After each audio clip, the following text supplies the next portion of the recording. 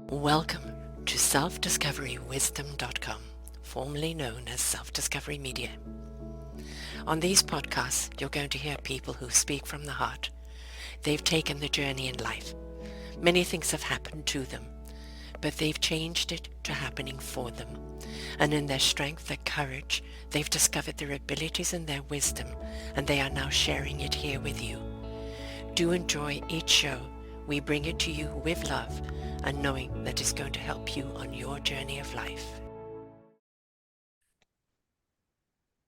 Good morning, good afternoon, and good evening, everybody. Welcome back to another edition of Raising Our Gifted Children, right here on selfdiscoverywisdom.com. I am your host, Sarah Troy, and my guest today is Efrat Shokef.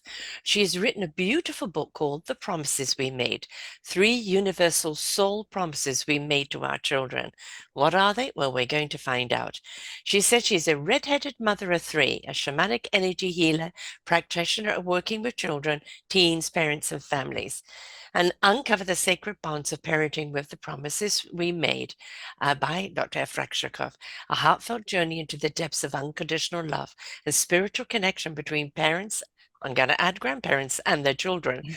Drawing from her own near-death experience, she unveils 3 universal promises which was made to our children, offering profound insights and practical tools for consciousness parents to weave spirituality into their lives through parables, self-reflections, tools, exercises, and she offers us a roadmap for spirituality where parents can path towards rediscovering the sacred relationship with their children. She has a degree from the Israel Institute of Technology and Social Organization Psychology and is a Fulbright alumni. She was profoundly transformed by that near-fatal car crash and stimulus near-death experience. Drawing from these profound insights on our afterlife encounter, she infuses the beauty and the wisdom into the roles as a mother, a writer, a teacher, and a healer. So, yeah, but you're talking my language here, most certainly. It's, I think if you cannot bring the soul, heart, spirit into your parenting, you are missing a massive component of what our children need in order not just to survive, but thrive and discover their beautiful gift in the world and how they're meant to serve. So welcome to the show, love. Thank you, Sarah. Thank you for having me. My pleasure. And I did add grandchildren in there because just before we started the show, I have a little grandchildren that dropped a piece of wood on his toe and it's gone from tiny black to full black. And my daughter's an emergency. And it's like, oh, so, I am a mother. And people think that when you become a grandparent, you forget about being a mother. No, But no. it's a totally different type of being a mother. But it's I think the once you carry a child and you give birth to that child, that in itself is a spiritual experience, isn't it? Yes, it is. And grandparents are so important because, at least for me, Mhm. the grandparents are the ones who love your kids the Mhm. most after you. So Yes. in my story, my parents practically saved the day. They moved to live with us. They took care of my daughters. They're second parents to them. And Hmm. that's such a profound and significant relationship. Um, yeah, Yeah. yeah. So I My understand what you're daughter and saying. her husband bought me a home too, so I'd be nearer there and kind of co-parent with them in many ways. And it is an extended family. That's the way families used to be brought up, extension. Aunts, uncle, grandparents, adopted aunts and uncles that you had in the neighborhood, right? And we were a community, we were a village raising the children. And now it seems to fall all on the burden of the parents. And they're working, they're trying to balance, and it's become so overwhelming just to get food in them, make sure they're safe for the next day. It's robbing them of the other journey, the beautiful journey of actual parenting. Yeah, and it's very confusing also because there's so much I think that parenting at once was a set of it was a process, it was a journey. Everyone went through the same path or that community or cultural wherever you came from. And today it's kind of robbed. So people Mm, look for answers, look for guidance. And there's so many shoulds Yes. that make parents avoid listening to their own inner truths. And a child chooses their parents, and a second child chooses also the firstborn, and they choose the significant adults like grandparents or an aunt or a very close family friend also to become part of their surrounding, and those who will create the conditions they need to Mm. thrive, as you said earlier. But if we don't listen to that Yeah. truth, then we confuse them, because what they choose is the potential, the promise, our truth, and what we can become and create for them. And it's very confusing these days. There's so much noise, I and know. um, I had a girlfriend here this last weekend and we raised our children together. I met her when I just had my second child, her first child, and our children have been best buddies and best friends since then. And she's my bestie, and she just came over to amazing. see me, and we were discussing. Can you remember the day to day of raising our children? We think we can't. Is there something wrong with me? You remember certain events and certain things that happened, but the day-to-day grind of getting up, getting the kids, out to school, picking them up, feeding them, making them get to their programs, have they done their homework, have they eating, brushed teeth, in bed? You were so busy in like the rotisserie of the moment, day by day, that unless you had something happened, you didn't pause to see what was going on. And I think it's kind of in a way you feel a bit guilty because was I really present? As my daughter sees me with my grandchildren, were you like that with us? And I can't answer honestly. I'm sure I was because it's in my nature to be like that. But you can't really remember because you're so busy in the grindstone. Yeah, yeah, you're so busy. I think when I look back, I had a car crash when my Mm. babies were very, very small. My first was a little over 3, and the twins were 13 months old. Wow. And the car crash, then the near death experience, which you mentioned in the introduction. And in a way, when I look at the gifts, because I'm a believer that you need to look at the Mm. gifts. That's Yes. what we hear. We need to take the gifts. We need to take the learning. We need to grow.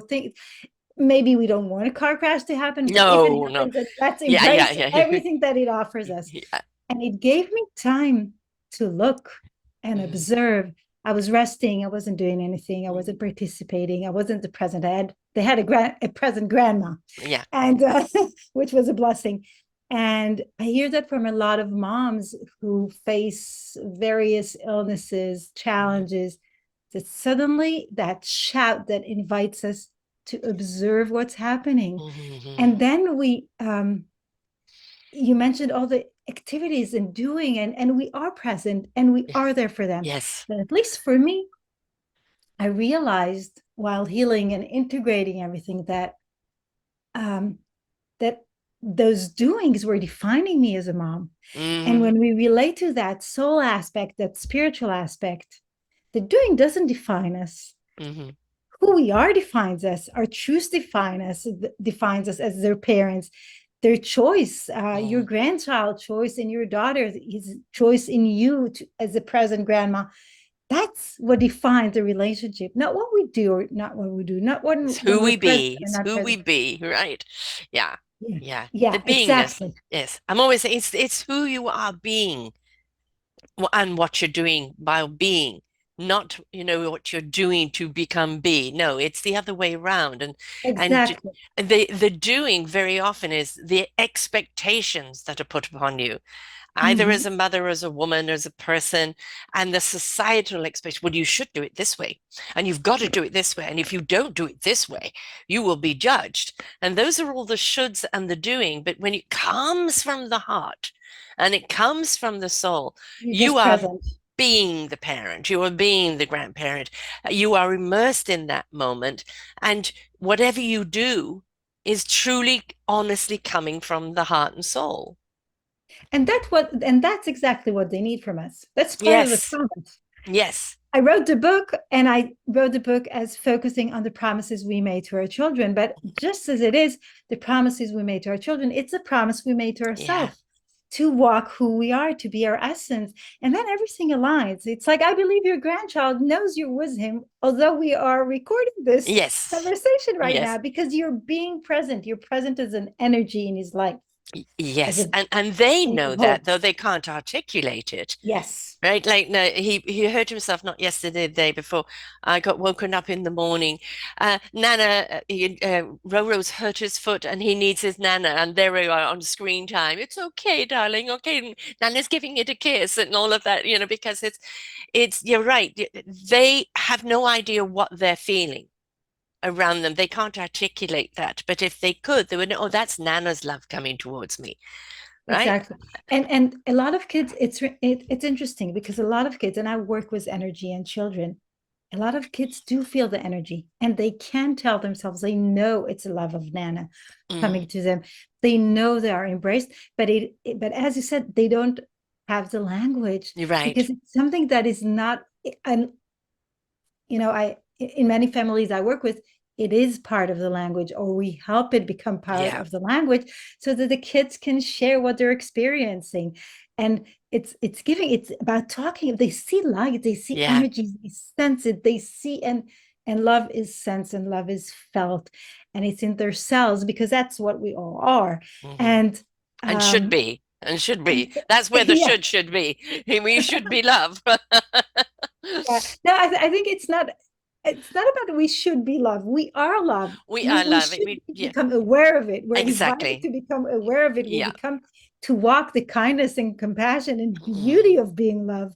And but kids know that. Kids know that it's us yeah. adults that forget and need to Yeah. remember so we can nourish their own knowing. You don't raise your children to seek approval from the outside. No, You raise your children to seek awareness and connection within the inside, within your own family. It is, am I connecting? Are we aware of each other's feelings? Can we talk to each other without language? But if you're raising your children, what will the neighbors think? What will people think of my kids having a meltdown in a mall? If we're worried constantly about the exterior, we're not connecting from the interior. and we're teaching our kids Mm, not to be connected, to look for the outside information. And there is no reliable information no. outside anymore. Nothing is reliable. The only thing we can rely on is our own knowing and our close relationships. Everything else needs to be questioned. And I think Yeah, it's going to get worse in time. yeah, So that alignment, that truth, that inner sense, that's the essence. And that's also what we promised them we would do. That's my teaching, that's my learning in my yeah, processes. yes, We promised we would keep them aligned to their truth. exactly. This is why the genre is called Raising Our Gifted Children, because they're all born gifted. We are Yes. all born gifted. What the self-discovery is what is that gift and how do I use it to serve others? And to serve my own process, it's Right. not just about serving others, it's also walking their journey, doing what they came here to do. But yeah, they each have a gift, many gifts. The little Yes. ones, it's unbelievable how they bring high frequencies and they Mm, bring new knowledge and it's like ancient wisdom, but with a new perspective. And they're inviting us to allow it and mm, embrace it and open up to it. And you have a little one around you. So you have yeah. that experience. It's amazing. It's amazing Yes. if you just open to those gifts and allow it to be. I call that the knowingness. This is kind of my teaching. The knowingness is when you trust the universal download. It's the compass of wisdom that then ignites with the heart in truth, that is given to the spirit in action for the mind to have the clarity it needs when it needs it. I love how you put it. I love how you put it. And our challenge is to have the kids know that. But Mm, this beautiful process you just shared, the kids know it. They are born knowing it. And our challenge as parents is to, and as grandparents, yep, because I say, and other significant adults and caregivers, think that sometimes those who don't have children are actually the parents of everyone. exactly. So it's nurturing, it's Mm. keeping them with that knowing so that they can walk with that clarity and not get confused on the way. Other than podcasts, I started a thing called what I call podcast books, which is producing anthologies, which, podcasts start the story, books continue it, or the other way around, whichever way you come. And this year we produced Our Forgotten Children. And it's an 15 chapter anthology on what disservice we're doing to our children today by basically killing the gift that they are by conformity. You must obey. I really don't care what your opinion is. You will do it my way. And we are not nurturing that soul spirit gift that they are into what they could become, what their potential truly is, because we're too busy having them fit in a nice, neat little box of dysfunction. Because we look at our adult society today, and most people are disconnected because they have been separated once they get into the system of school and everything, instead of inclusive, where they support each other's beautiful imagination and gifts. So I think the system needs to change. So I'm very passionate about that. Because I think what we look at our beautiful children, 1 to 5 or 0 to 5, and we look at how they play, their imagination of how they do things. I used to play with imaginary people all the time. I actually used to play with dead people all the time. The spirits would come to me. Yeah. So, and I used to go play in different dimensions. I was a very spiritual child in a world where I didn't even understand what I was. There was no name for it back then in my arena. What if we kept that wonderment alive, that sense of exploration, of discovery, of knowledge? What if we nurtured them and say, "Oh, you're interested in doing that? Let's find the path for you to walk on and know more." Instead of, "Oh, no, no, this is what you need to know." And yes, there are certain ABCs and certain fundamentals they do need to know because they become the tools. But why can't we follow them and what they want to do and enhance that journey? I think that the system is a big challenge, but at the Mm, same time, I think it starts in the homes, in parents doing their mm, processes, take responsibility for their yeah. own self-reflection and healing. Because yes, we need to change the systems. We are fortunate to live in a place where we can homeschool. We're homeschooling, Mhm. but I know that not all families can afford to homeschool Yes. and not have two parents working and so forth. But it's uh, you can do a lot in the house when you respect your children, Yeah. when you listen to them, Mm, when you hmm. cultivate communication. There's so many basic skills that are available to us as human beings, not Mm. just as parents, as human beings, to open our hearts and be present. And I'll add that I found out about this book that you just showed just 2 days ago. And Oh, it is extraordinary. I did not read all of it, but it goes into such depth with different perspectives. yes. Yes. And I love it, and I'm gonna share it in my if my partner to our parenting and Thank you. non-spirituality Thank book you. club is gonna agree with me. We're gonna share it because I think it brings a lot of really needed um, information and that invitation for us Hmm. to open up to the spirituality. And I work a lot with kids, as you described yourself, spiritually aware Hmm. children, children that talk with the dead, talk with spirit, play in other dimensions. And the thing is, what I'm noticing, and a lot of other colleagues working with the same kind of um, families, children, is that they don't forget as many kids did.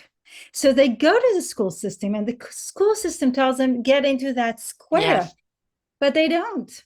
And But they we still, can't. There is no no, square. we There is can't, no it's box. it's it's What it's are you who trying to we squeeze are. me into? Yeah. It's who we are, and they bring such amazing gifts, but they do need that nourishment Yeah. and language, and their parents need the tools to to understand. Also, almost all of those kids have at Mm, least one parent who is sensitive or spiritually aware and has had these experiences when they were kids. Um, but we block them because I was told I had a really fruitful imagination and that yeah. I should stop telling stories. And I was told it's not good that you're playing by yourself and not with other kids. And there's so many social perceptions of who we should be as we Mhm. started. And but if you don't walk that essence, we can't be healthy. We can't model a healthy behavior because it's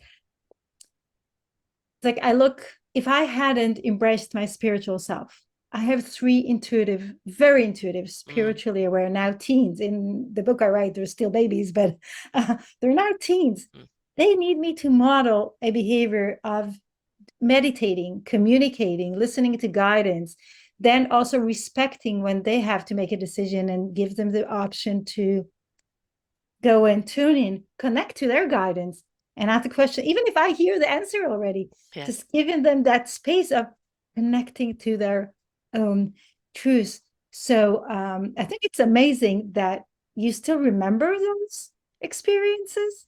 And Well, I I was have so at shivers home. when I hear this. No, no, that's the world that I am truly me in.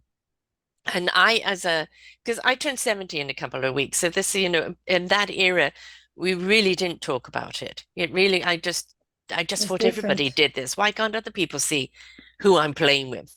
I can see them clearly. Why can't you? And I was a sickly child. So they just put it down to, oh, just must be a little imagination because she's in bed again for a few weeks, and white walls around me. This is why I'll never be in a place with white walls. You know, I had to go dimensionally travel because I needed color. I needed life around me. And I have been a loner. Like my friend that was here this weekend, she's in book clubs. She has friends all over the world that she talks to weekly or daily. She's got people all around her. In some ways, I really envy her because that's wonderful to have that. But I've always been a loner. And it's not, I don't know, I think it was divine choice, quite honestly. Because I was such a spiritual child, having a really hard time being a human child. And but today, in this arena, with this beautiful frequency being turned up on us, and our children, such indigo children, so already tapped in, already presenting themselves like this, they're already the human being, not just the human, or not just the Yeah, they being. bring they Yeah. bring an opportunity for a Yeah. much more integrated whole Yes. human, which Yes. is both human and experiencing three-dimensional life and the beauty that it offers us in terms of the variety of experiences and emotion and everything.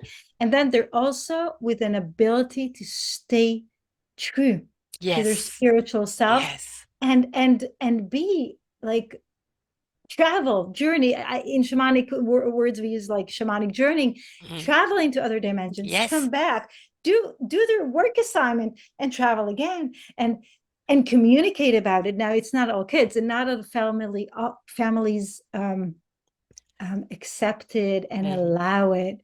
Sadly we're not there yet, but I think we are heading towards the time. I'm hoping, I'm praying that kids can be just who they are on all aspects of living and Yes. then Yes. walk their whole selves as who they are with the invitations they brought for their journey. That would be, I believe this day would come. I think that's where we're going, even in sad places. Yes. I mean, look, It's we're so happening. polarized right now, aren't we? It's black or it's white. There is no gray. And Yeah, color, oh God, there's no color. It's like that's for the limited thinker. And again, I go back to the knowingness because with the universal wisdom guiding me, I understand the limitations of my knowledge, but I also understand which knowledge will help me expand my understanding. But I can't do this just on knowledge base because knowledge is data. And if we don't know how to use that data, it's just data, right? But when we use with the universal love wisdom, along with that, then we truly understand what knowledge is relevant at what time and how to use it in a way to expand more in our own arena. Where I feel, I mean, you just have to look at some of these talent shows today. America's Got Talent and Britain's Got Talent and The Voice and things like this. And they have these little 6-year-olds coming on doing magic, singing like adults in a way that is just so divine. They're so beautifully confident in who they are and what they can do and the passion to share it with everyone because fortunately they haven't had parents saying, well, who do you think you are? You can't do that. You're just a child. They've had parents saying, "Gosh, that's wonderful. How about going on AVG and showing the world what you can do?" We need more parents like that. I think we need more freedom, social freedom to just be who we are, Mhm. and explore and try and uh, and become while staying true. I think we also Mm. need more time not to be doing, just allowing kids to play, to imagine, to Yes. connect to their guidance, to the power animals, to other dimensions, which are their home. Yes. It's here that we're visiting. And Mm. also that piece of letting go of everything needing to be data and proved Mm. scientifically, Mhm. accepting that often wisdom cannot be proven. It is just It something just that we is. know. And Yeah. it might be my own subjective truth, but then if it is my subjective truth and I align, it aligns and connects with your subjective truth and becomes, it's all the same. Yeah. So Yeah. I mean, I say, about book clubs, everybody read and then share what they got out of it. But I also say podcast clubs. Listen to a podcast, take notes, and then share afterwards. You got this out of it because it's what you needed to hear. and Somebody else somebody got else that is out it. of it. Now, when you put it down on the table, you've got a buffet of perspectives that you alone couldn't have. And that's where sharing the gift, sharing the conversation broadens the perspective of angles that we can see things, where we see things more in the whole. And when we see things more in the whole, it's less intimidating, it's more inviting. So, what are people afraid of? Most of the time, what they don't know, they're afraid of. They're afraid of knowledge in many ways. They're afraid of knowledge. They're afraid of change. Yeah. They're afraid of getting out of their comfort zone. And I can understand that because there are a lot of threats, Yes. perceived threats in the world, but our soul is always safe. Yeah. So It knows its boundaries. it knows its boundaries. It knows it's guided. Yeah. It's guided. We are guided. We are kept safe. Safety is a complex concept because we could say that my car crash wasn't something that we would describe as safe. No. I was, I was months in the hospital. It was a very, you, you can't see it on me, but I was in bad shape. Um, And but it was a safe, my soul was safe. And it yeah. was an invitation to become. So our souls are safe and we are safe. And in our journeys, um, we need to open up. We need to be willing to, and maybe the biggest challenge is to be willing to hear ourselves Mhm. because Allow. Allow. allow our Uh-huh. voice, our own Yes. voice to say, this is good for me. This is not good for me. I have that intuition. I'm following it even just Mm. for those little decisions. I like calling them soul moments, those moments Mm. where our soul and our behavior, our thought, our feeling, our little choice of to look at our phone that beeped or continue playing with our kids, the little ones, Yes. soul moments, aligned moments of allowing ourselves to be who we are. And then we accumulate them and then we open up to the knowledge, and I assume you're referring not to the academic knowledge No. but to the wide wisdom Yes. the universe offers us. Yeah. um The expansion. yeah, yeah. Hmm. And when kids do that, Yeah. you just see them shine, you see them aligned.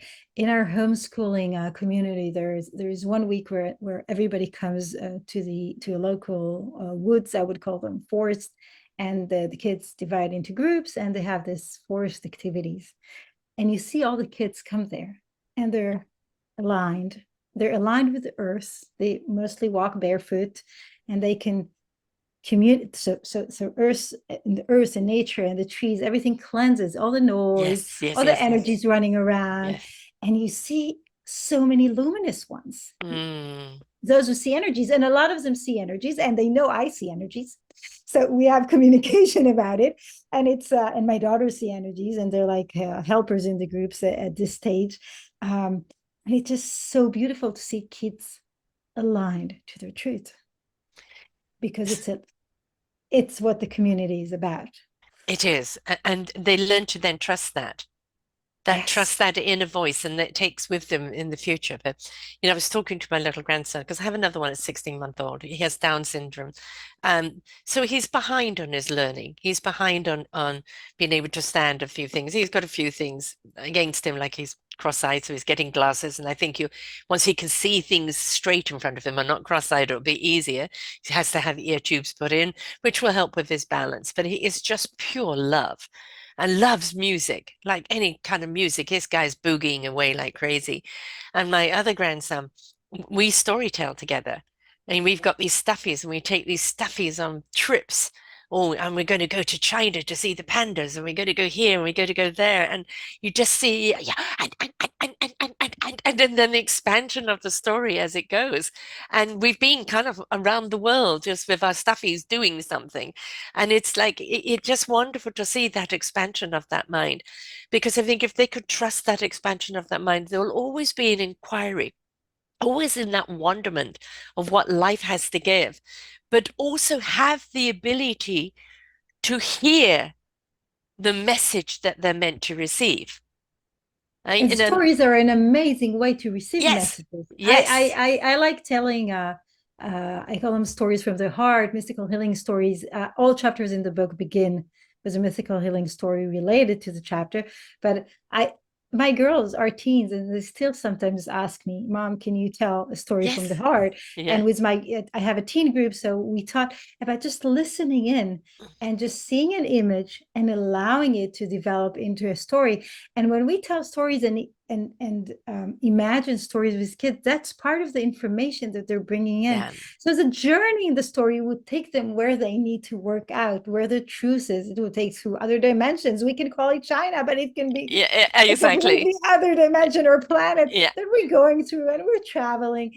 And stories are amazing. And I have to say about your younger grandchild, he might be behind in human stuff, yes, but there's no question that no, he's much forward for yeah, many of us in what's really important: exactly, kindness, love, exactly. Ha, ability to hear music like that mm, is an evolved ability. So it's a matter of perspective, and I'm sure you see it yeah. is how you describe it.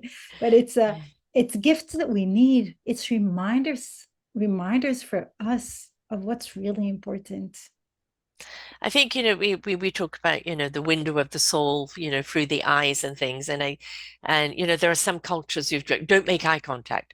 And it's like, I know if I want to know your truth, I need to see your eyes, because in there, the eyes can't lie, if you know what I mean. I don't care Yeah. what's coming out of the mouth, but the eyes will show me where the truth is, where the heart and the soul is.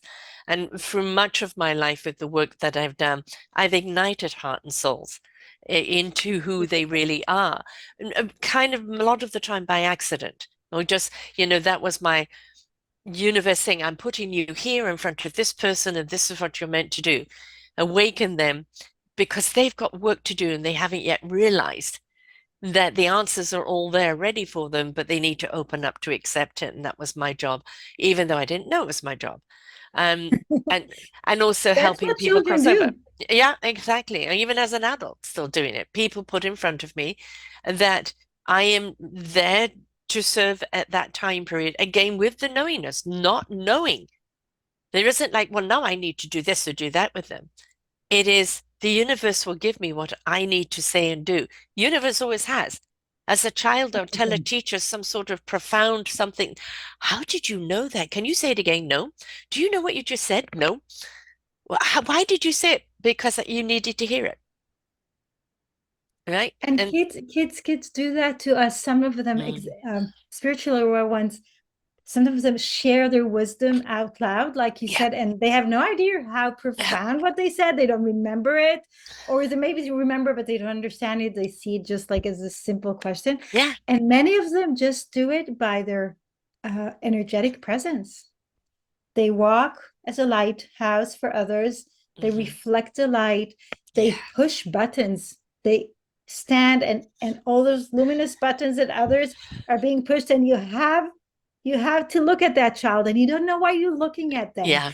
and you don't know what's happening to you, and you feel the resistance, but they're pushing your buttons, and they have no idea they're doing that. No, And which is, I have to say, for some is really empowering. They know they walk with their luminosity, they're very strong, and others are very sensitive. So they feel the energy back and Yeah. they need to stay away. And we need to guard them and teach them how to nurse their energy field, how to clean all those energies they're collecting, because they're walking as healers in Yeah. our And it spiritual hurts. It space. And hurts. it hurts. It does hurt because I suffer sometimes from empathic depression, Mm. because absorbing too much, feeling the weight of everything and not being able to disperse it. And I think if we can teach our children, I know you're feeling sad by what you've just seen. I know it's having an effect on you, and you want to do something. We can send loving, loving vibrations. But and then I want you to take some breaths to release it, because you mustn't carry it with you. It'll hurt. And we're not taught that as children. We're not taught that as adults of how to let go of the pain. Me taking someone's pain and holding on to it is not going to benefit anyone. We've got to learn how to No. release it. And it also doesn't benefit the energy of the pain, which needs to be Yeah. released and turned into light again. So in my work, we do that guidance, and I know, Hmm. and there are more and more people like me. I'm not, Yes. I'm not alone at all. There are people like me all around the world. Some of them I know, some of them I know at some point I will meet. We're like Yes. working together, guiding families and guiding Mm. children on realizing an energy is not theirs, knowing Yeah. to say, is this sadness mine or not? Yeah. And kids at the age of 2 and 3 are able to say, no, it's like maybe the parent needs to ask a question and bring it into awareness, but they no, this is yes, this is mine. No, this is not mine. Hmm. And as soon as we get it into, just like we brush our teeth, Yeah. we get home from a collective activity, school, wherever we've been, we stand on the earth and we release the energy. We Mm. do a light wash, we shovel and we dance, we put our intention saying no energies that is not our own, and we say the names comes back into the house, Yeah. and we include our pets always because they are allowed in the house. So we cleanse that, and there's so many simple tools. And what I find it amazing is that you don't have to teach the kids, you just No. need to remind them. I have a lot of coloring sheets, and I tell parents, you don't have, they don't have, but they don't want to color it, they don't want to do that. Don't do that. Just put it on the table. That's all they need. Yes. It's a Yes. reminder, Yes. and they know they're so wise. They Yeah. have it all. It's just reminding them so that they wouldn't have that empathic sadness or heaviness. Um, And sometimes, we can heal a lot of our affinities or our magnets that pull energies and emotions around us. But I don't think you or I or many of the people that we walk around, we don't want to heal that affinity of care. no. No. No. No. And then Definitely. we do collect energies and we do Yes. collect emotions of others, and we do hold that within us. And it sometimes we become aware of it earlier and we can cleanse, or sometimes it stays and we need to work with it. And when it comes to spiritually, where children, teens, I find that they must do it on a daily basis. Empathic children, not all Yeah. spiritually aware are empathic. It doesn't Yes. necessarily align.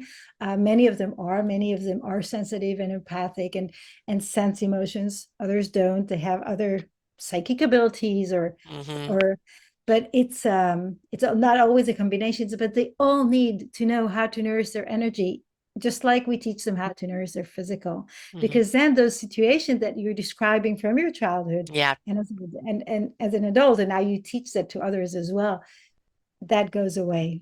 Hmm. And it's a hard learning because Oh, we it don't is. get that Believe at the me, beginning. it's a cosmic two by four. Like, I'm sure you had a lot of nudge, nudge, wink, winks before your accident and you weren't paying Oh, attention. And so the cosmic two by four was the accident. Okay, have I got your attention? Now you're going to be forced to oh, be still. they Right. got my attention, Yeah, definitely got my exactly. attention, Exactly. We, but we they really could would have stopped me earlier. exactly. And we just didn't pay attention. We don't pay attention to the signs until the cosmic two by four comes along. And we really want to teach our children how to recognize those signs so they don't get a cosmic two by four. Now, there's Exactly. nothing wrong with falling on the arse, so to speak, and having to pick yourself back up, because the more you do that, the more you are able to spring back up in any situation instead of getting bogged down. So those little ones, I say the potholes are fine. What we want you to avoid is the big Grand Canyon. So it's Yeah, learning and how walk to get back up. choosing. Mm, And walk choosing. I think that I had so many opportunities to say yes to my abilities, to my yes. intuition.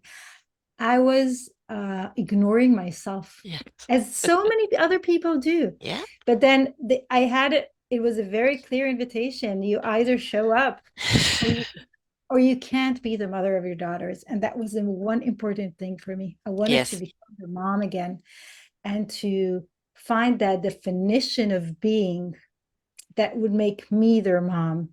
Not And the you, doing things I you, wasn't. you, You and you being your me. mum. Yes. Not being Yeah, their mum at the expense of you, but being the essence of you to be a better mum. yeah, yeah. To be the essence of me, and that's why I said earlier, it's not just a promise that I promise to my daughters and Mm. universal promises that I find we all promise to our children. It's our promise to ourselves Yes. because it goes together. Yeah. It's aligned. It's a shared dance. It's a shared journey. Yes, we are their guides because they are newcomers to Earth, and we need to teach them how our Mm. culture, our space, how it works. We give them the tools that they need to dance or dance. Mm. But other than that piece of guidance, Yes. we are equals as teachers, as students, inviting each other. What I'm doing invites my daughters. My daughters constantly invite me to grow Yes. beautiful ways because it's in respect and in communication. Mm. But for many families, it's not like that because you see it as triggers and you're Mm. challenged and you Mm. don't want to work. And it's hard work. Parenting is really, really hard work when we constantly self reflect, but it is the most rewarding journey there is. Ever, ever. The most rewarding journey. Yes. I want to go back to the grounding thing. Quite some time ago, got a message from Mother Earth. It's all very well everybody grounding, but everybody's giving me their angst, their sorrow, their pain, and I'm not being able to release it. So, I'm also very much I live less than a kilometer away from the water. I have trees all around me, and I love wind. And those three combinations are always in a form of cleansing. And I think very often give it to the wind. I cannot put my feet on the ground barefoot because I feel the pain of the earth, and the earth is in pain right now. But I can give my my worries, my sorrow, my everything to the wind, because the wind will take it and disperse it and just let it filter away. Or you can give it to the water where the current can wash it. So I think that sometimes we need to kind of look at how else can we earth without burdening earth, if you know what I Yes, mean. what you're saying is really, really, really important. I have received the same message more than once. Hmm. And what I'm guiding the children is to get permission Hmm. and to ask the earth, can I let the energy down to you? Can we exchange energy? Hmm. They're also always guided to nourish the earth. And if they have a Yes. spot in their garden or in the entrance to their building or wherever it is that they connect to the earth and balance themselves, and sometimes Mm-hmm. it's about a tree, they always need to nourish the space as well. Mm-hmm. So so they bring crystals and they bring leaves and they bring, but it's basically they're putting their hands and Mm-hmm. saying, just like you gave me, I'm now giving back. So that is a very I'm really glad you brought this up because it's an important piece Mm-hmm. of not just grounding, it's about connecting. It's a reciprocal Exchange. relationship.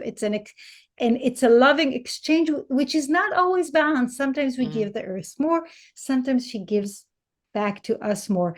It's a very deep sense of gratitude, of noticing that every fruit we eat, every vegetable we eat, Mm-hmm. the bread is out of wheat, which, or Yes. for us, it's without gluten, but it becomes, it's all a giving of the earth to see that it gives us so much beyond what we see, and that cultivating that awareness and the gratitude. And when we Oh, yeah. become grateful, then earth dances with those children, Yes. So I think there are spaces on earth which are in more pain and others in less pain. And it's and those high frequencies, a lot of those little ones bring are very healing to specific areas. Yes. With the teens I work with, we found that we are I we send energy together to the earth if Hmm. earth permits it, we always with permission. Hmm. Everything, even picking up a stone on our stroll that we want to take, we ask for permission, but we send it to the center of the earth because we Hmm. don't know where are those Yeah. areas of earth that really need it. We don't assume that if our area is in conflict, so that we bring the energy here. No, we take it into the center and nourish it. I think that's a really important piece for all children, for all of us human beings, to be in that reciprocal Yeah. connection, because that's where our separation begins. Hmm. Well, the thing is, you mentioned a magic word, which is something I'm in the process of really teaching my grandson right now, is gratitude. Is that Yes. I want it? No, no. I want is not the way to go about it. It is what are you grateful for? Would you like something else? Is it available? And should you get it right now? Is something we assess in the moment. But you cannot ever, nothing will ever be enough unless you come from a space of gratitude for what you have. Yes. Yes. And there's a concept which I assume you're familiar with, the great giveaway, that Yeah.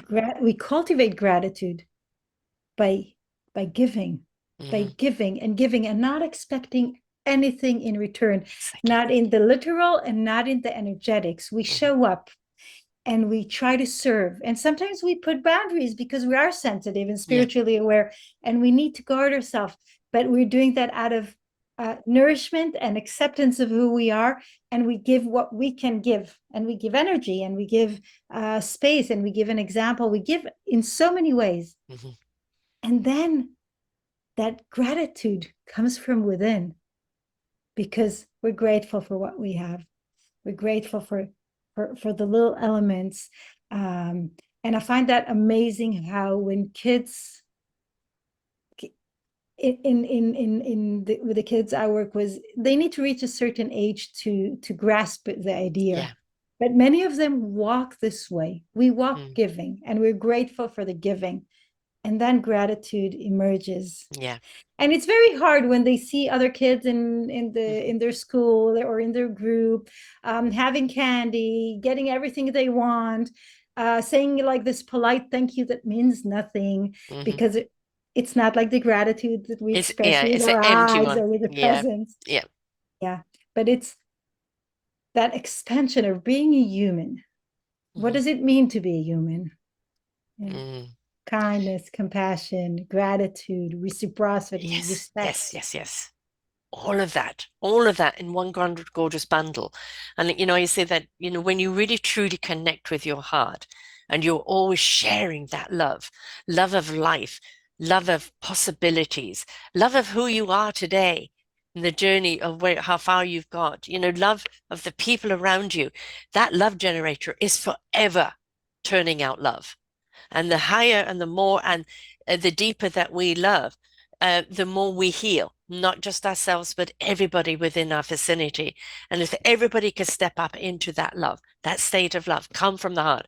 People say to me, what kind of people do you interview? Because you have so many different genres and you can talk about so many different topics. And I say, all those that come from the heart, because I don't care what it is you're doing. But if it comes from the heart and the soul of you, then I know whatever you're doing will serve someone because it's got to come from the heart. And that's what people, it doesn't matter what words you're saying, what are they feeling? How are we making each other feel? Are we feeling the connection?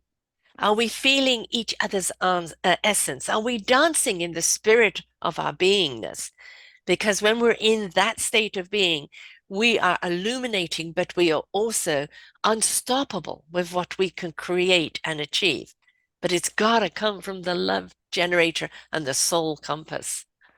Yeah, from our essence, and then we Yes, just ripple it, often without doing anything, just by exactly. being Yes, and being present. yes.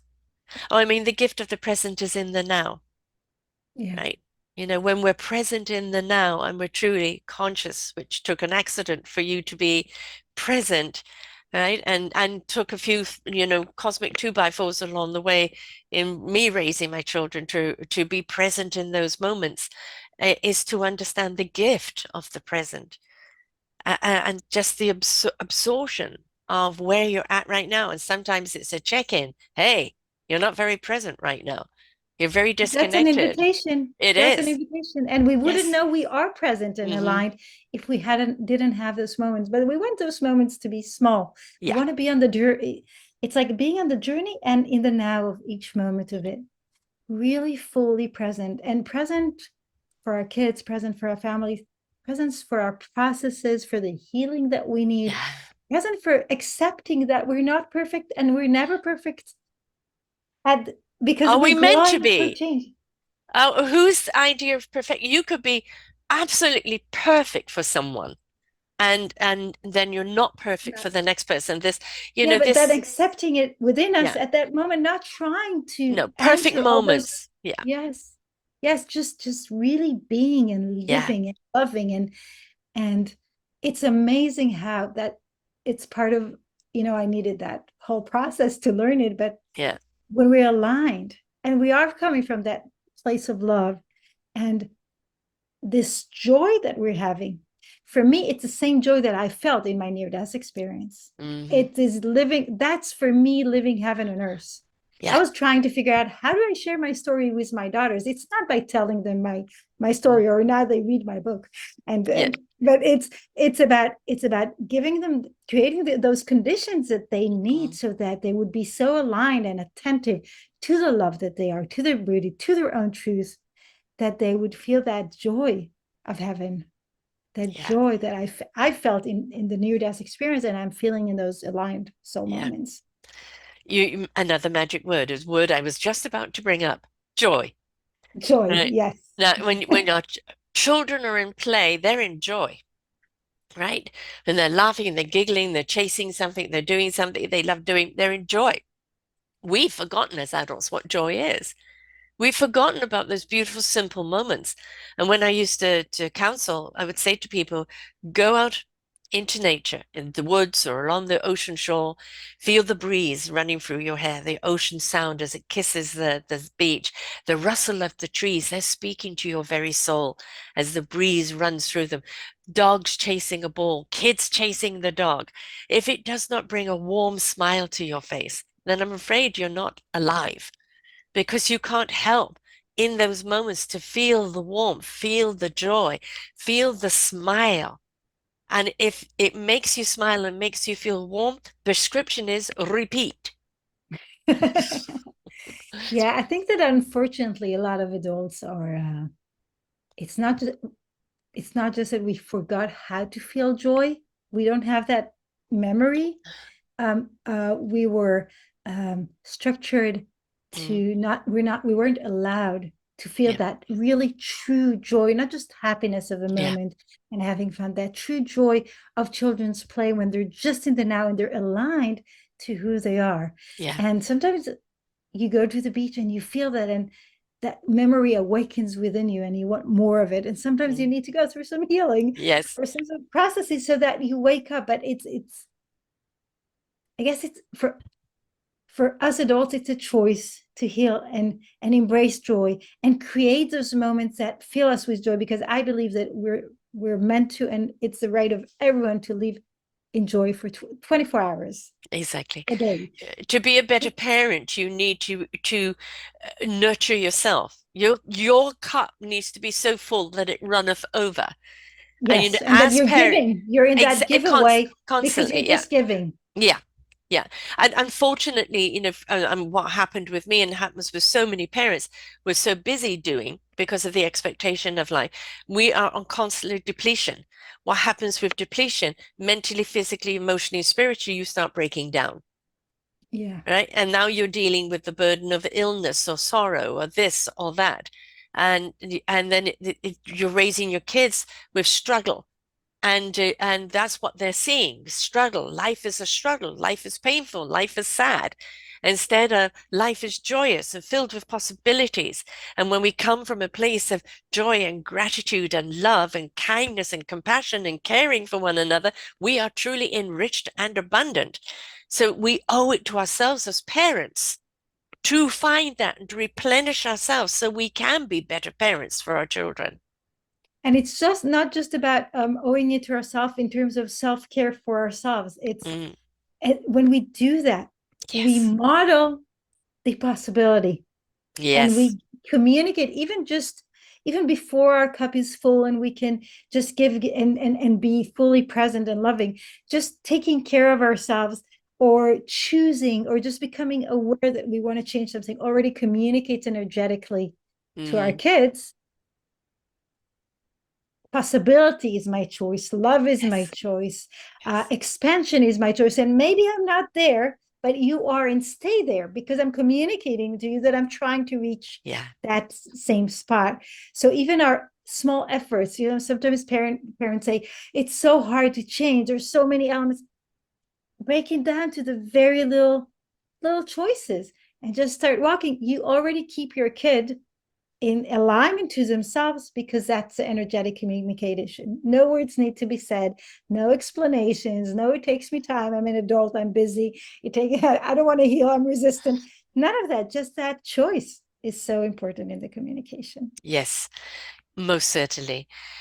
Imagine if we were in a world where we all chose to not compare ourselves to other people, not compete with other people, but to Wow. step into self-compassion, right? Self-healing, self-love, self-awareness, self-careness.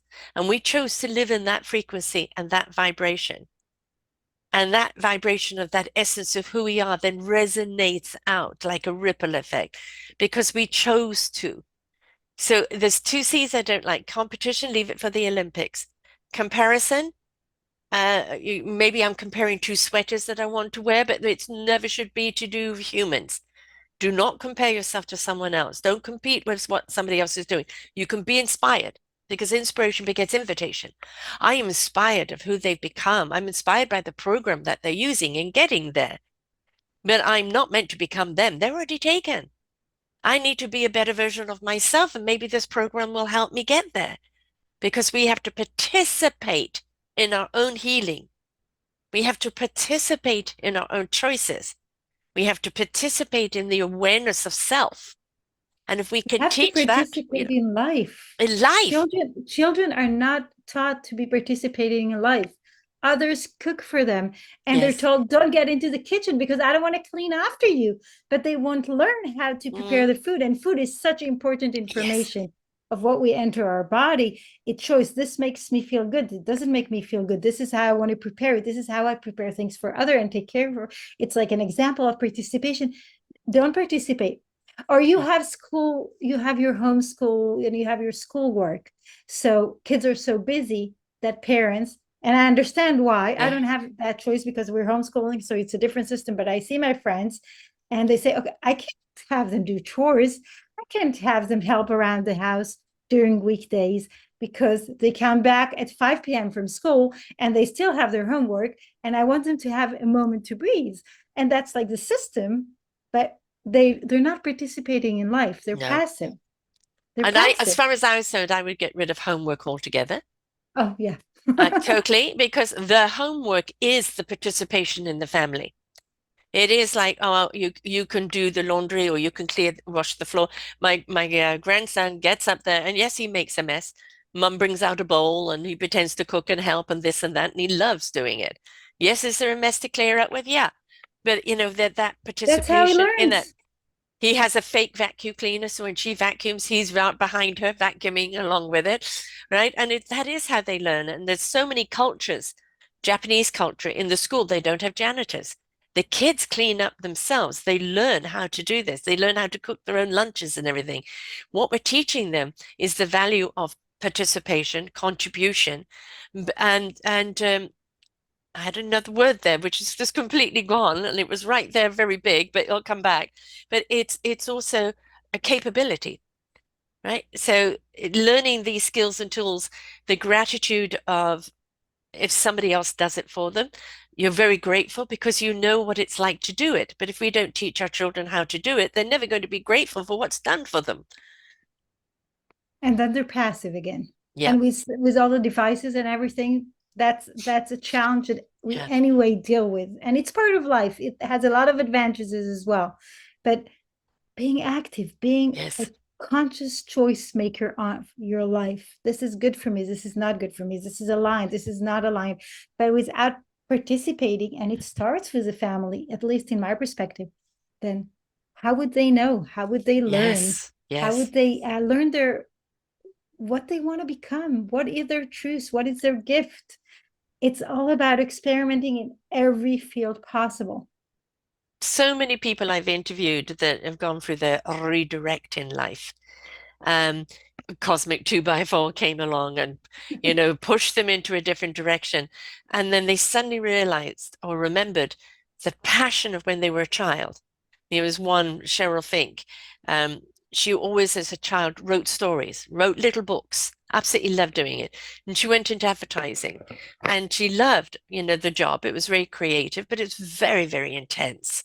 And then she was in a traffic jam one day, and this children's story was coming out. And she didn't have enough paper. She's writing on her arm. And now she's a prolific writer for children's books, right? And living her passion, living her gift.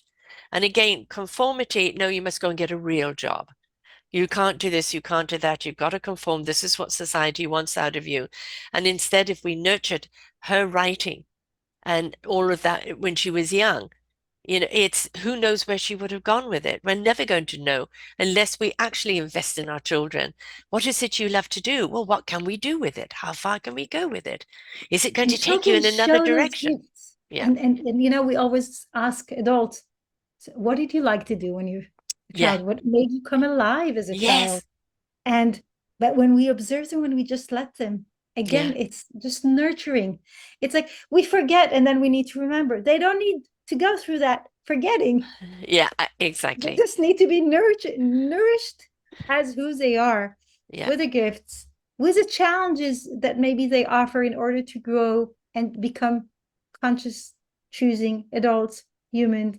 Um, just about nurturing them as When they are. children see you're in the spirit of life, you're Yes. in the joy of life. Like when my kids used to fight, there was two things they used to do. With his brother and sister, I'd make them hug each other. You've got to hug and kiss each other. They don't want to do so they forget about what they're fighting about. Or I'd start singing opera and they'd do anything to shut me up. That's a good one. So it's kind of redirecting, diverting. Yes, I did have those moments where I used to scream my head off at them. I had three children with ADD. So yes, lots of fun there.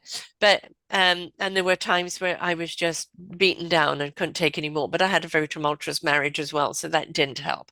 And for a lot of people, they choose a partner for who they have become as a human. But when you become the essence of your being and you choose a partner, you're choosing a heart soul partner, not Which is just a very good on different. paper partner. Yeah, which is very different. Yeah, very, very different. So, it's don't let's push our children to get married quick or settle on a partner. Become who you are meant to be. And in that essence of who you are, you will find somebody who will match it and honor it. Yes. Yes. And if And they if you don't, haven't, bye-bye. and you are on a choice, and you are becoming aware and conscious, and you are in processes of realigning to your essence, Mhm. and a separation comes, remember that those kids that came to you chose both your promise and the promise of your partner. Yeah. And it's still a dual choice. And Yes. that we need to give room to that.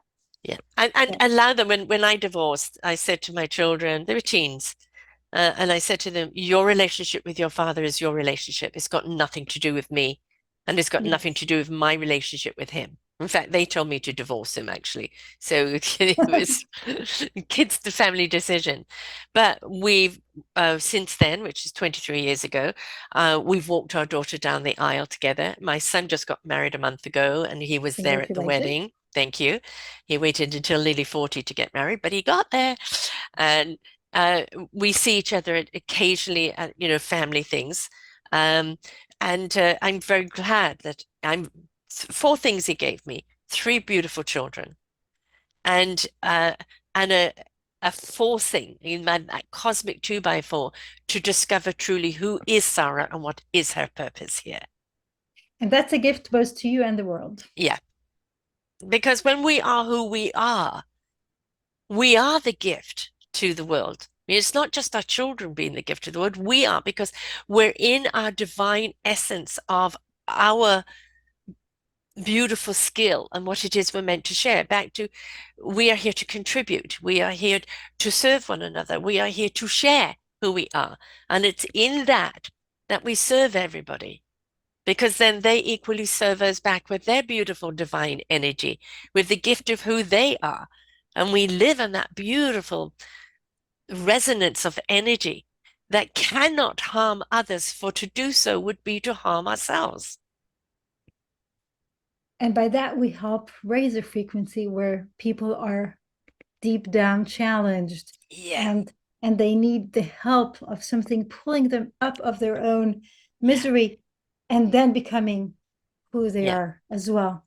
So it's that holding, it's like that tapestry all over the globe, pulling, pulling, holding, opening it possible yeah. for ourselves and our children and the future of the earth.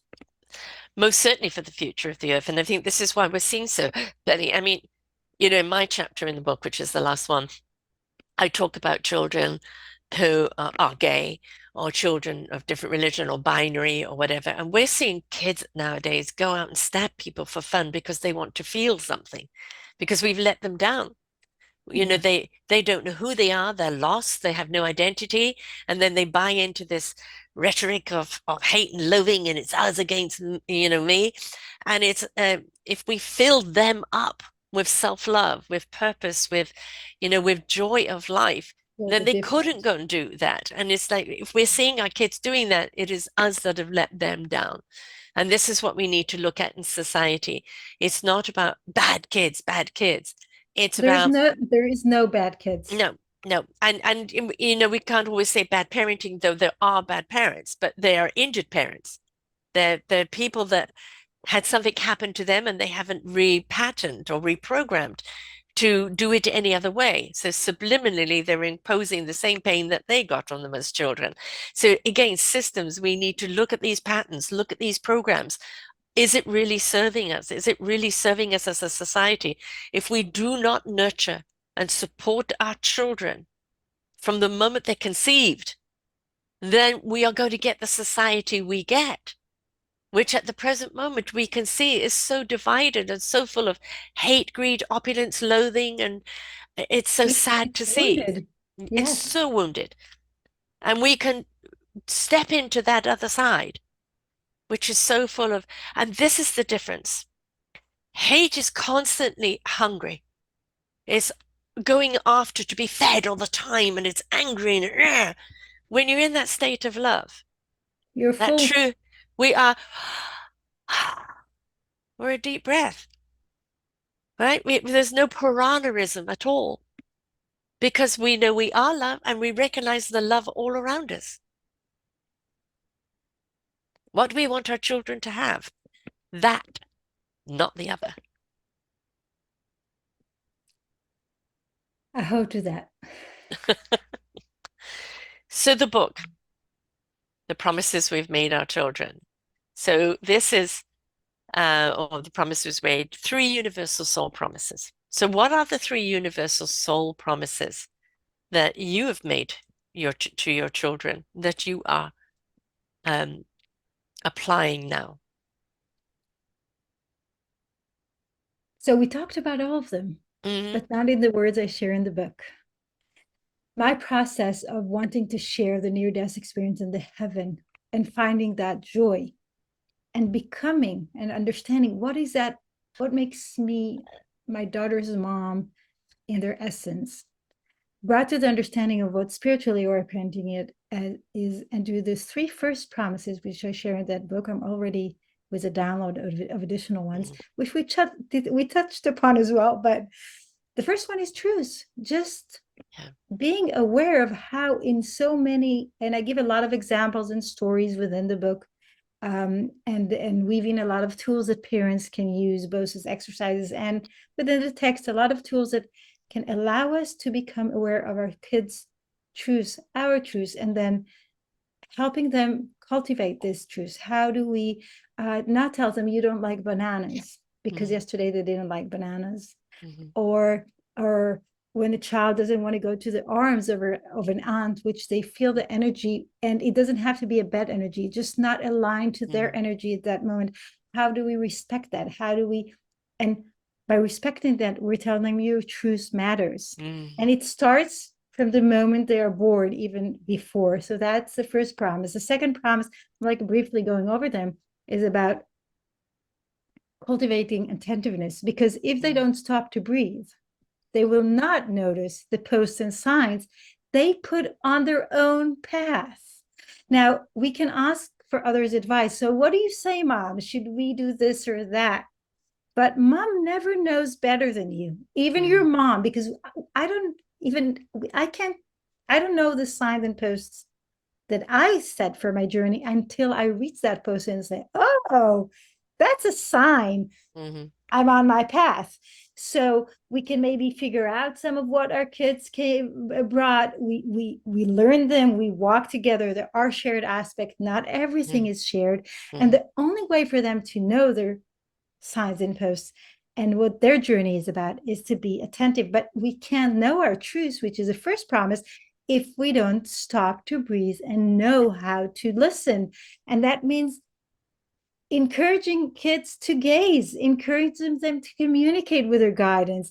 If a kids need to be very attentive, some kids jump and they're communicating at that time. Some mm, people, some adults dance, or kids dance, or bang, and they have all kinds of ways. mm, Open eyes, closed eyes. Meditation doesn't have to be with closed eyes and sitting quietly. There's so many ways to communicate and tune in to the now and to what is right for me. But if we keep a full schedule, because mm, there is a lot of after school curriculums or a lot of things we need to check that our kids has done, then we don't allow that time of connecting to nature, to Mother Earth, to who they are. So the second promise talks about attentiveness. And the third promise talks about the process of showing up, the mm, motion, and just saying yes to observing those underlying moments. And we usually see we have so many underlying moments in our days, but as soon as we notice them, we can start focusing on those aligned moments and know this is a change I want to make, and this is where I want to shift, and this is how I want my family to look. And and for us who forgot as adults, it's a process, but for our kids, just saying, okay, I'm going to be on the emotional level. I'm starting to notice the underlying moments. That sends a communication, energetic communication we talked about earlier, yeah. of telling them, I'm an emotion. I'm not there yet, but you stay where you are. You stay true to your essence.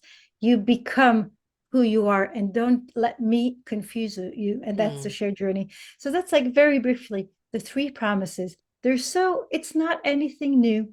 It's mm-hmm. not a new truth. It's the truth is I experienced it, and Yes. with a lot of tools that parents can apply within their lives. There are no how-tos in my book, because I think every family is different, every child and parent relationship is different. um, each journey brings its own invitations. I cannot tell another parent you have to do this or that, because I'm not them, I'm not in their journey, I'm not they have their own truths to walk. So it's a lot of invitations, a lot of questions, a lot of examples and stories. And from the feedback I'm getting from other parents, they take each what they need. That's the point.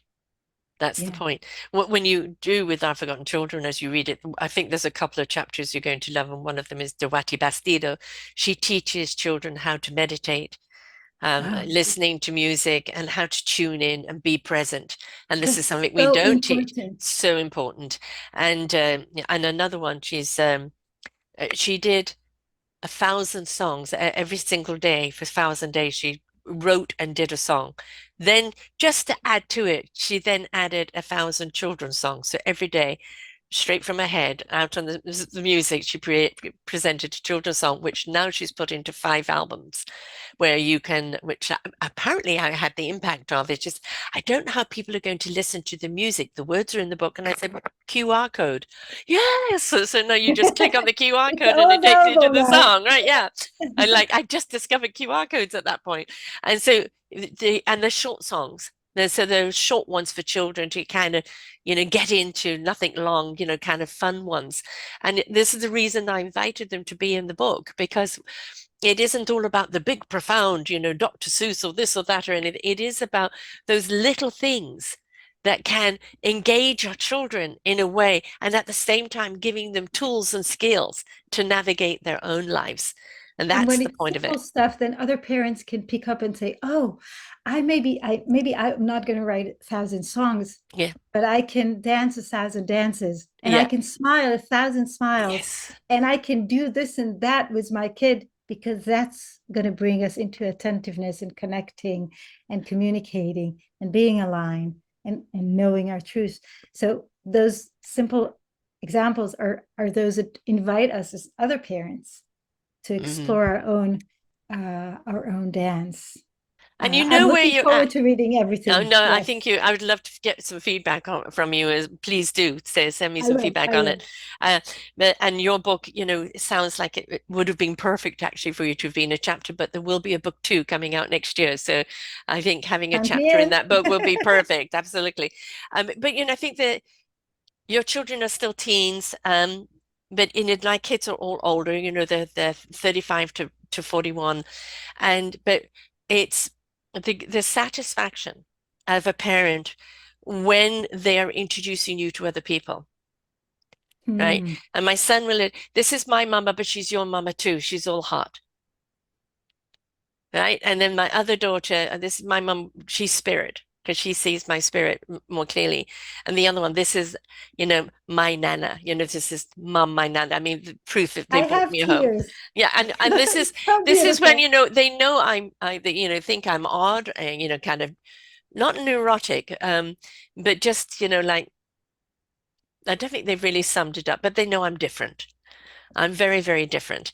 And they know that. And they know also I'm highly sensitive in many ways, in many things. But I'm also in human things, I'm ADD and dyslexia. So I will come up with statements and things that are upside down, inside out, and back to front. And of course, they'll have a good laugh at that expense, right? And it's like, but I think I was meant to be. And I think this is something kind of teaching our children. We see more autism, we see more people with dyslexia and ADD. And it's like, don't beat yourself up because you have these things. You're just differently abled. And that means in your differently abledness, you pick information up and perceive information and project information in a different way. In a You're just different way, channeling in a society is different not, channel, right? and society is not prepared for that. An No, educational system is doesn't know how to capture those no. beautiful abilities that Yeah, actually open up something else. exactly. It's Exactly. yeah, and and a society we need these different things. Yes, We we do. need those it's like we refer to them as challenges, and they're Mm. challenges because of how society works, not Aha. because they are real challenges. If we give a kid the tools and the way and the methods that they are able to learn Yeah. with, then they're capable of everything society wants. But then those gifts and it's like I heard you describe how your kids, your children, your grown children describe you. My daughters know that I'm different Hmm. and sensitive, but so are they. Yeah. And by me being me, and they see me with the friends and people that know I'm different but accept me and love me as I am. And some of them had to learn to accept me Yeah. as I am with my weird stuff. And but that means they're accepted as well. Hmm. And so it's It's the same okay for to be your kids. differently abled, right? Yeah. Yeah. Yes, yes, it's okay to be who we are, Yes. whatever we I mean, are. That's another. are we all meant to be the same? How boring would that be? That I call those humanoids, droids, and it's like, no, we are all have got a lovely quirk. There's a lovely word called flawsome. And every single one of us has kind of a little flaw in us, crack or a broken piece or this or that. And, Japanese, they put things back together with gold. I would say, put yourself back together as you're going to get shattered through life somewhere along the line. Things are going to happen that are going to cause some breaks and cracks in you. Put yourself back together with love. and become flawsome. And Embrace those flaws. flourish That's with what all makes of you your so unique. colors Yes, and just yes, become all of your colors, because yes, that crack might be something that cracked during life because something happened. It might be a crack that doesn't exist, but society thinks it exists because yes. you're shattering an order or perceived Yeah, right exactly. and wrong. A lot of those cracks are not cracks. They're just Yeah, beauty. And it's not just boring that it would be if we would all be the same. It would be society and earth would not function because we need the different yeah, pieces. we do. We are a lot of The things and we orchestra of need all of life. them. We're the Yeah, different instruments, right? Be the different instrument.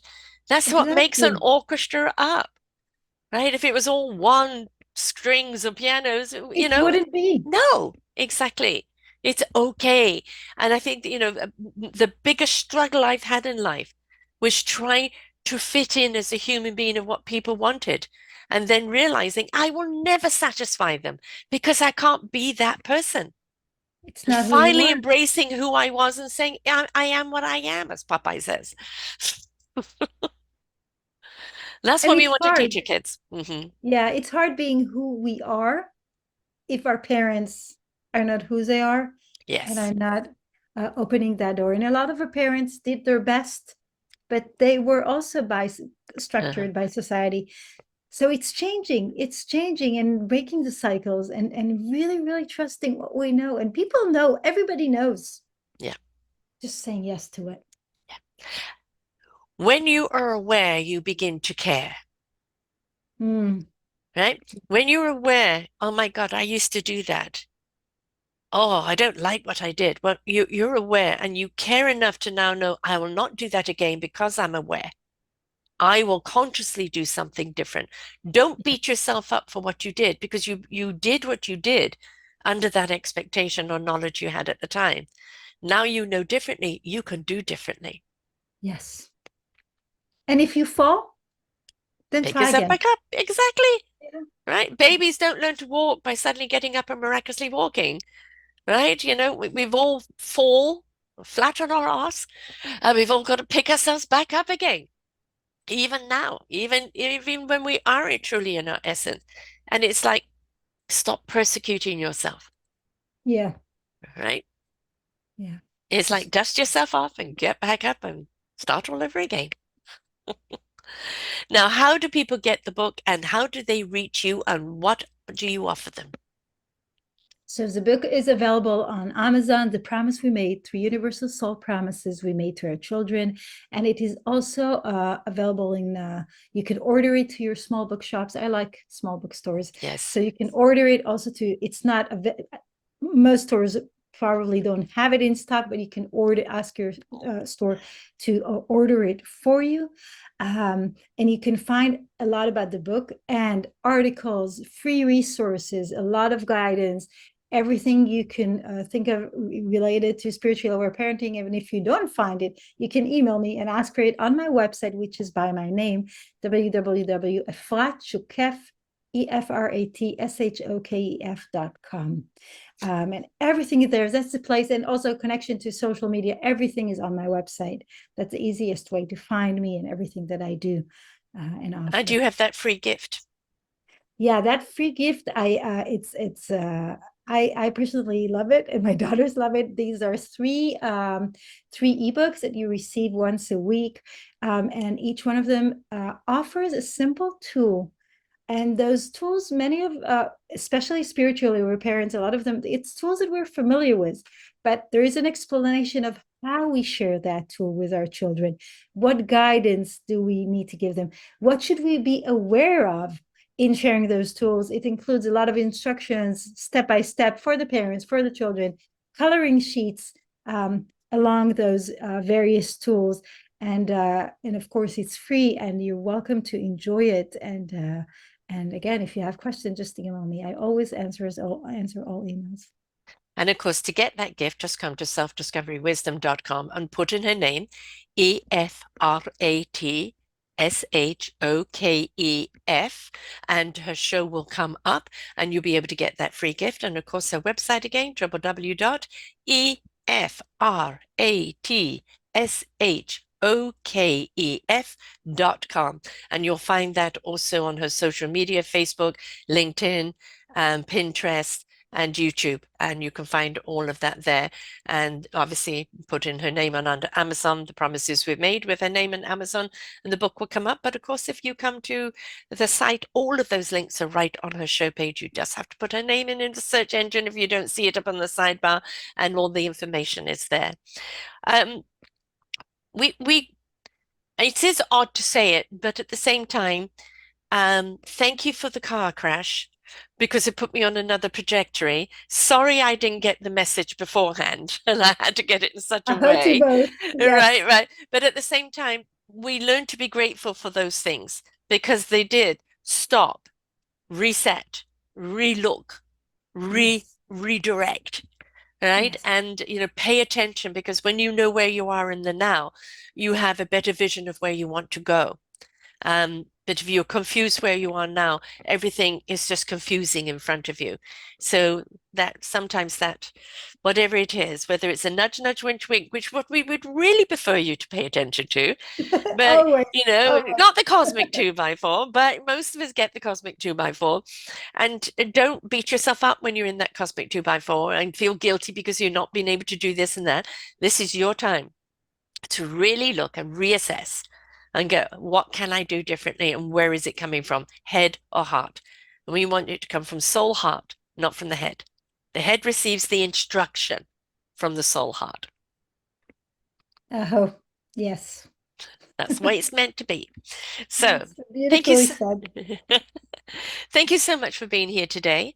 And yes, that invite to be a part of we've got our Forgotten Seniors book coming up in between time, which is because our seniors have so much to share and there's so many ways we're letting our seniors down and not honoring the gift that they've laid for us, right? Mhm. Or people being prepared for the seniorship when they're young, thinking, everything will be right. No, it won't. No, it won't because you might not be able to afford to be alive as a senior the way things are going if you don't prepare for it, right? So, and then so Yeah. our Forgotten Children book will be start being produced next year, and I invite you to come and contribute a chapter to that because I think what you have to say will be perfect for it. So, but in the meantime, folks, get out and get her book, right? The three beautiful things in there that she has to share through her own journey, through raising her own children, through helping other families. But what promise did we make our children? One of them was, I'll love you forever, right? I may not like you sometimes. I may not like what you do, but I'll love you forever. How can I guide that love that you are always not just shrouded in that love, but that you become the love for yourself? That's the important question. Yeah. So Thank you, Sarah, for having me and for holding this vision for children and for the world. we don't take care of our children. We've just going to continue having a broken adult society. So we have to go to the root cause. As with anything in life, we have to go to the root cause, heal the roots in order for the tree to truly blossom. So thank you very much. Until next time, folks, remember, stop, pause. What's my motto here? Listen, learn, and apply. And there's so much that you've learned here today. But number one, stop, pay attention. What is your heart and soul telling you? And apply. Until next time, folks, bye for now. We hope that you enjoyed the show. There are so many more for you here on selfdiscoverywisdom.com. Just go to the podcast tag at the top there and you will see all the many genres and all 3,000 shows ready for your listening. We are here to serve you, to help you on your journey of life, and we know that through inspiration, it begets invitation. We are supported by you, the listeners, and those that we interview. Anything that you can spare us in donation would be greatly accepted, and we do hope that you enjoy the next show.